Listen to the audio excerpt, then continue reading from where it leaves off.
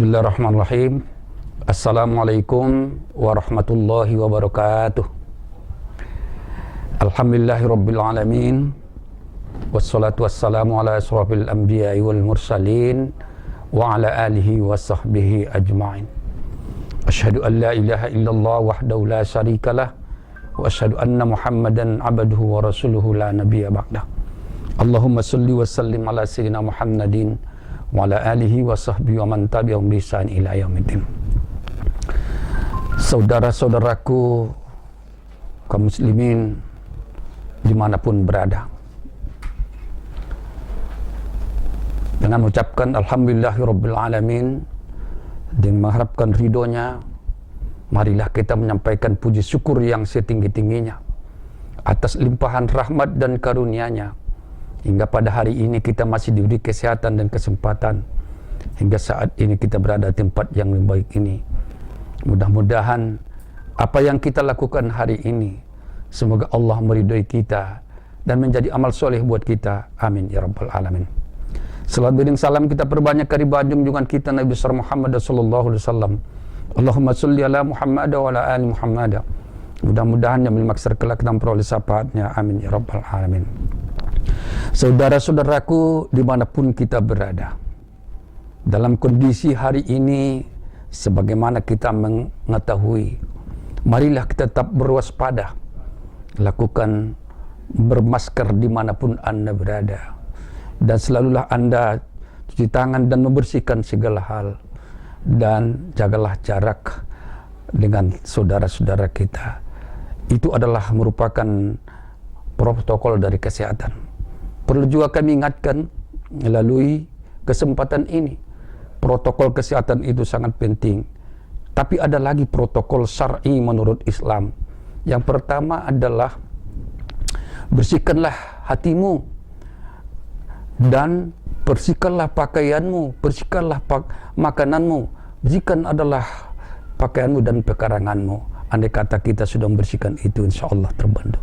Selain daripada itu kata Nabi, jika kita menghadapi wabah seperti ini, hendaklah kita berdoa. Berdoa itu adalah merupakan salah satu benteng dan masker yang amat terpenting oleh kita. Maka kata Nabi, jika engkau sedang menghadapi musibah seperti ini, hendaklah kamu berdoa, aku berlindung kepada Allah daripada wabah ini. Selanjutnya saudara-saudaraku, hari ini kami ingin menyampaikan dengan tema pentingnya berbagi kebahagiaan. Allah Subhanahu wa ta'ala bertanya kepada Nabi Ibrahim alaihissalam, "Hai Ibrahim, tahukah engkau mengapa aku memberi gelar kepadamu Khalilullah atau kekasih Allah?" Nabi Ibrahim menjawab, "Tidak tahu ya Rabb." Lalu Allah menjelaskan, "Kami memberikan nama engkau Khalilullah karena engkau adalah orang yang sangat suka memberi makan orang-orang miskin dan solat dikala orang manusia sedang tertidur lelap." Saudara-saudaraku yang dimuliakan Allah, dalam satu kisah Ali bin Abi Thalib pernah menangis sejadi-jadinya. Ketika ditanya, "Wahai Ali, kenapa engkau menangis?" Lalu ia menjawab, "Sudah 1 pekan tidak ada orang yang datang ke rumahku untuk minta bantuan sesuatu apapun kepadaku.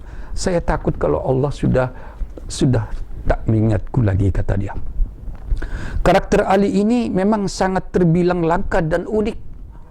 Kebanyakan manusia, jika ada orang yang meminta datang ke rumah, walaupun dia mengucapkan salam, bahkan ia bersembunyi, bahkan biasa dia berbohong dengan ucapan, "Maaf ya, orangnya tak ada." Padahal dia sendirilah pemilik rumah itu. Kalau kita pikirkan orang yang datang itu tentu saja sangat membutuhkan kita. Alangkah indahnya kalau hari itu kita beri bantuan dia untuk memenuhi segala kebutuhannya. Dari sudut pandang kita, seolah orang yang mengemis itulah yang membutuhkan kita. Tapi ingatlah saudara-saudaraku, ketika mereka datang kepada kita, sebenarnya kita yang sangat beruntung apabila kita layani mereka itu. Disebabkan apa? Mereka-mereka yang doa apa seperti apa yang datang mereka minta bantuan kepada kita. Allah mengatakan itu adalah kunci-kunci surga yang Allah tebarkan di muka bumi ini kepada kita. Rasulullah SAW dalam hadisnya, segala sesuatu ada kuncinya, dan kunci surga adalah mencintai orang-orang yang miskin dan orang-orang yang duafa. Oleh karena itu, saudara-saudaraku, jangan kita anggap bahwa mereka yang datang meminta sesuatu kepada kita untuk kita berbantuan membuat kita jadi rugi. Tetapi sesungguhnya kitalah yang beruntung, karena apabila mereka terima dari kita bantuan atau kita berbagi dengan mereka, seolah-olah kunci itu sudah kita titipkan kepada mereka. Nanti ketika kita membutuhkan, dia akan mengembalikan itu. Nabi bersabda, berpesan kepada istrinya, "Hai istriku Aisyah, cintailah orang-orang miskin dan akrablah dengan mereka, supaya Allah pun sayang dan akrab kepadamu pada hari kiamat." Saudara-saudaraku yang dimuliakan Allah dimanapun berada, Allah semakin memperbanyak kenikmatannya kepada seseorang karena ia banyak membutuhkan yang dibutuhkan orang lain. Ingat saudara-saudaraku, ahabbul khalqi ilallahi ampa'uhum li khalqih.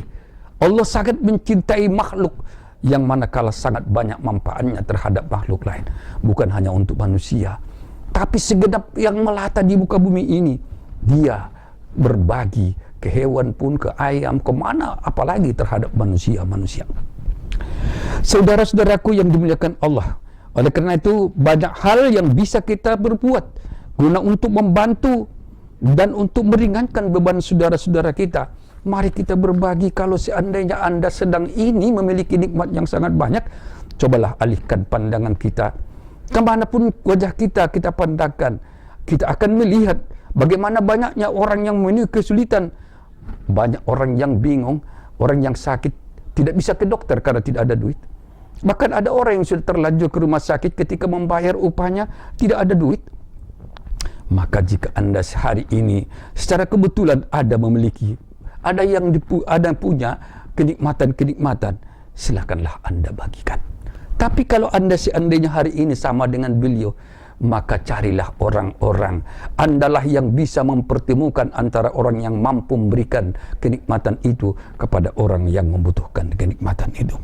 Allah, saudara-saudaraku, tidak perlu khawatir bahwa harta yang kita keluarkan itu tidak tahu siapa-siapa. Pasti Allah Subhanahu wa taala tahu. Wa ma tasaddaqatu ma baqiyat, apa yang kau bagi, apa yang kau sedekahkan, apa yang kau berikan, nampakkan kepada orang lain, sesungguhnya itulah yang tertinggal buat kita.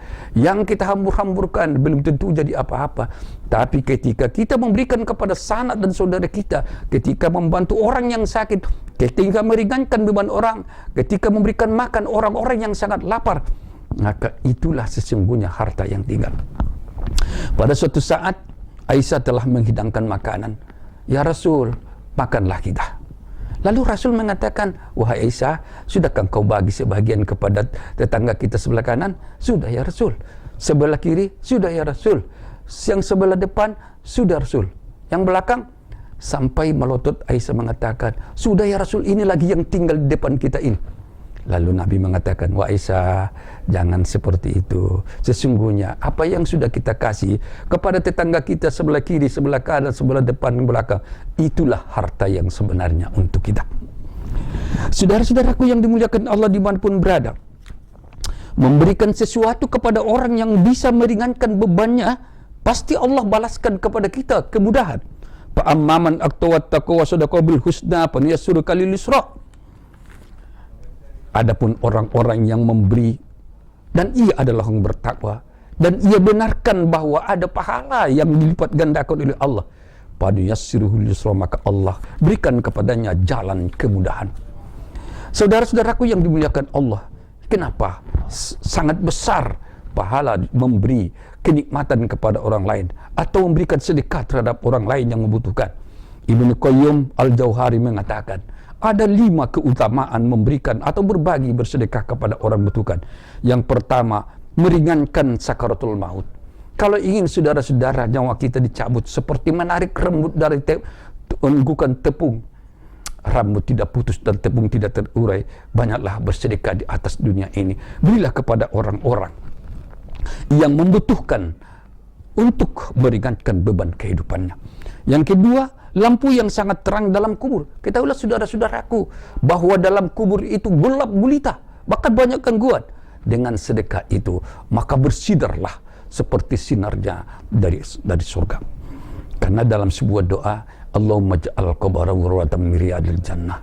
Oh Tuhanku, jadikanlah kuburan-kuburan ini merupakan bingkaian atau sinar daripada surga. Yang ketiga, masuk surga lewat pintu as-sakhoya. Rupanya orang-orang derbawan itu ada pintu yang khusus kepada mereka untuk diberikan oleh Allah, mudah masuk ke dalam surga, namanya as-sakhoya. Yang keempat, tanda diterimanya ibadah sedang bersedekah. Salah satu contoh bahwa semua amal ibadah kita telah diterima apabila seseorang itu kita lihat jernih otaknya, wajahnya bersinar, selalu senang bersedekah. Yang kelima, mudahkan hisab tentang harta. Orang yang mudah membagi dan memberi sangat Allah sukai. Maka perhitungan di antara harta dari mana dapat untuk apa dibelanjakan sangat terbantu bagi orang-orang yang telah memberikan dan orang-orang yang membagi kepada mereka. Saudara-saudaraku yang dimuliakan Allah, kemudian akan kita lihat, mari kita renungkan sebuah kisah menolong orang lain menjadikan kita dimuliakan Allah Subhanahu wa taala. Kisah satu pasang suami istri yang sangat miskin di zaman Nabi Musa. Ketika mereka mengharungi kehidupan dalam keadaan susah dan sulit, lalu istri mengatakan, "Wahai suamiku, bukankah Musa itu adalah seorang Rasulullah, Nabiullah?" Benar. Apa salahnya kalau kita pergi bertemu kepadanya, kita mohon kepada beliau agar berdoa kepada Allah, agar kehidupan kita yang miskin dan melarat ini Allah ganti menjadi orang-orang yang berada. Lalu Musa pun pergi. "Ya Allah, ya Rabb, ini sepasang suami istri telah menyampaikan permohonan kepadaku bahwa mereka dalam kehidupan miskin dan mohon kepadanya, ya Allah, berikan kehidupan yang lumayan." Lalu Allah katakan, "Wahai Musa, aku kabulkan permintaan mereka itu. Sampaikan kepada mereka, aku berikan kepada mereka 1 tahun. Tapi sesudah 1 tahun, mereka kembali menjadi miskin melarat lagi." Lalu disampaikan Musa, "Ya hai suami istri, Allah sudah mengabulkan permohonanmu. Dengan catatan 1 tahun kamu jadi kaya, sesudah itu kamu jadi miskin." Maka suami istri dengan menerima dengan Allahu Akbar, labbaik Allahumma labbaik, sesudah mereka kaya, mereka buatlah rumah singgah, mereka kasih makan orang miskin, mereka santuni anak yatim, mereka buat rumah sakit Islam, perai semua apa yang dibutuhkan orang. Sudah lewat 1 tahun, mereka masih berjalan dengan kekayaan mereka. Sampai Musa mengatakan, "Rob, bukankah engkau telah mengatakan kepada mereka hanya 1 tahun menerima anugerahmu itu?" "Benar Musa, tapi aku melihat mereka itu adalah orang-orang yang baik. Aku cuma 1 pintu kuberi mereka rezeki. Bahkan mereka membuka pintu yang banyak. Oleh karena itu, ketahuilah Musa, selagi mereka mau berbagi kepada orang-orang yang lain, mereka membantu orang-orang yang membutuhkan, pasti akan kupertahankan, kuberikan kepada mereka anugerah yang paling banyak." Demikianlah saudara-saudara, menjadi renungan buat kita. Dalam kehidupan ini jangan pelit, jangan kekir, tapi menjadilah orang-orang yang pemurah, orang-orang yang pandai bersedekah dan berbagi. Terima kasih. Wabillahi taufiq wal hidayah. Assalamualaikum warahmatullahi wabarakatuh.